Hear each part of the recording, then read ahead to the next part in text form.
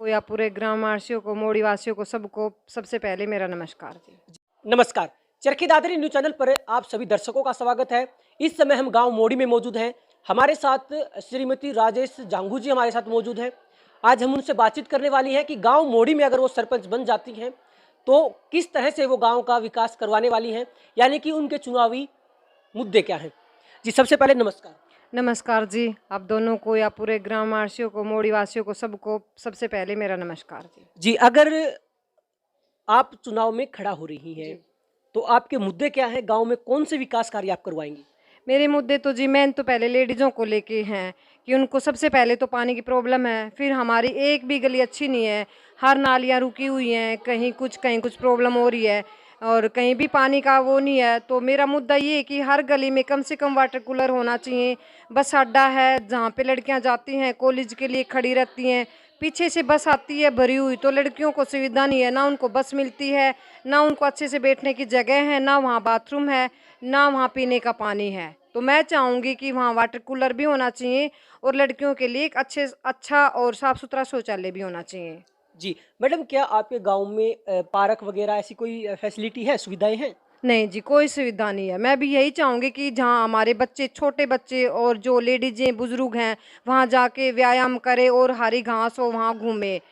एक पार्क होना चाहिए लेडीज़ों के लिए। हमारे गाँव में ऐसी कोई व्यवस्था नहीं है लेडीज़ों के लिए। और शिक्षा व्यवस्था पर भी क्या आप ध्यान देंगी अपने मुद्दों हाँ, में? हाँ, बिल्कुल। देखो, मैं लेडीज़ों के ही लिए आई हूँ और लेडीज़ों की आवाज़ को बुलंद करना चाहती हूँ। उनकी कोई भी प्रॉब्लम हो, मैं अपनी बहनों के साथ खड़ी हूँ, कंधे से कंधा मिला के। कहीं न कहीं ग्रामीण जो है ऐसे उम्मीदवार को प्राथमिकता देते हैं, जो उनके मुद्दे की बात करे, जो गाँव के विकास कार्य को अच्छे से करवा सके। चाहे महिलाओं की बात हो या पुरुषों की, गाँव का विकास तभी संभव है जब जो भी गाँव के जो विकास कार्य रुके हुए हैं, उनको तेज़ी के साथ शुरू करवाया जाए।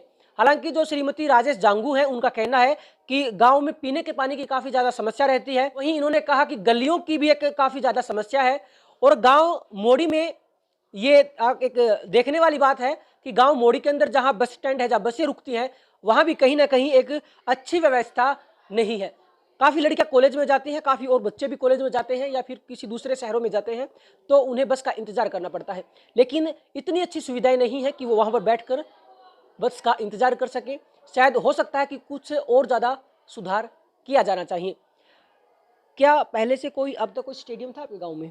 नहीं जी, एक स्टेडियम है, वो अच्छे से परिपूर्ण नहीं है। ना तो वहाँ बच्चे अच्छे से रनिंग कर सकते हैं और ना ही अच्छे से बच्चे वहाँ प्रैक्टिस कर पाते हैं। अगर आप सरपंच बन जाती हैं तो आप किन और मुद्दों पर ध्यान देंगे ताकि गाँव का और विकास हो सके, गाँव तरक्की कर सके?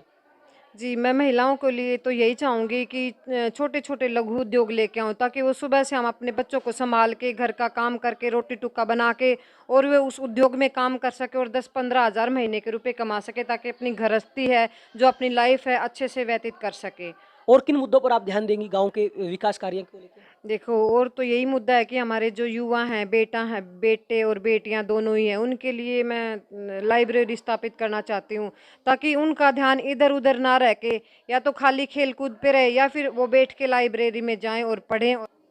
देखो, मैं तो यही चाहूँगी कि कोई एकेडमी सेंटर लेके आऊँगी, लाइब्रेरी लेके आऊँगी, ताकि गाँव गाँव के लड़के लड़कियाँ पढ़ लिख के ऊँचे पदों पे नौकरी प्राप्त करें और गाँव का नाम रोशन करें और गाँव में एक अच्छी और तकनीकी कुछ चीज़ें लेके आएँ। क्योंकि हमारे गाँव के जब युवा बेटा और बेटियाँ बाहर निकलेंगे तो एक अच्छी लहर और एक नई जनरेशन पैदा होगी, जो कि अच्छी सोच के साथ, उमंग के साथ आगे गाँव बढ़े।